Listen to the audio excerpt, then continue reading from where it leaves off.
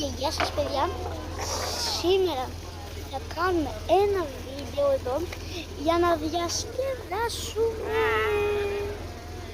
Ο Άγγελος, καινούργιος στο βίντεο. Ναι, καλά, έχει βγει μόνο σε κανένα. Ναι. Εδώ βασικά λέμε τρομακτικές ιστορίες. Αρχίζει, είναι βράδυ. Πλάκα σας έκανα. Όντως είναι βράδυ, είναι 12, 11.30, δεν θυμάμαι τι ώρα. Και κάνουμε... Και υπάρχει πολύ λίγος κόσμος εδώ. Καλά, γονείς περισσότεροι υπάρχουν. Υπάρχουν περισσότεροι γονείς. Αλλά... Όμως λίγα παιδιά. Ναι, λίγα παιδιά. Για μιλήστε. Ότι τώρα εμείς ότι το επόμενο μας βίντεο δεν θα είναι σήμερα.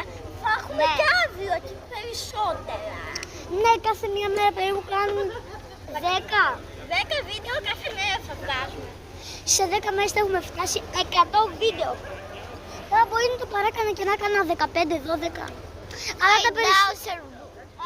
Σε επόμενες μέρες σας κάνουμε 20 βίντεο. Καλό. Λοιπόν, παιδιά, Φτάσει στα 200 ποιος έχουμε έτσι. λοιπόν, παιδιά, τι να κάνουμε τώρα. Λοιπόν, πάμε. Νικά στο υποπόταμο, Ποιος μπορεί να κάνει αυτό. Όχι εγώ.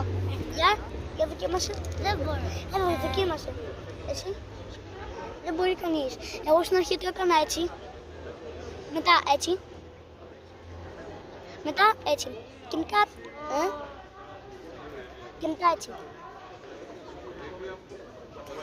Και έμαθα στα 7. Τώρα είμαι 7,5 πριν 6 μήνες. Αχ, δεν μπορώ να το κάνω.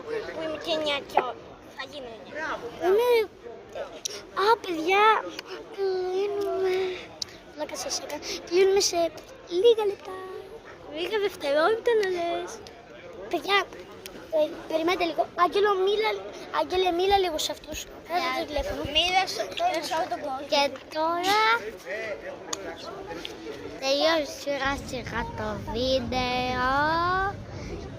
Μιλάνε λίγο και σιγά. Θα